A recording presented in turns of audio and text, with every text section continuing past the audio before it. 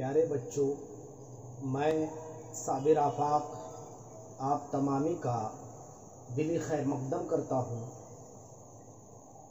हमारा मुल्क हिंदुस्तान, इस मुल्क पर अंग्रेज़ों से पहले बहुत सारे हुक्मरानों ने हुकूमतें की। इसमें बहुत सारे ख़ानदान थे, जैसे मुग़ल ख़ानदान, तुगलक ख़ानदान, लोधी ख़ानदान, राजपूत ख़ानदान। इस तरीके से मुख्तलिफ ख़ानदानों ने हमारे मुल्क पर हुकूमत की। इन तमाम हुक्मरानों में एक नाम हमारे महान राजा शिवाजी महाराज का है, जिनकी तारीख़ हमने जमात चाहरुम में पढ़ चुके हैं।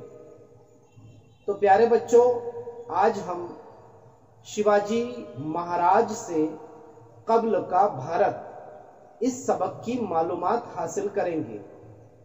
तो आइए बढ़ते हैं हमारे सबक की तरफ।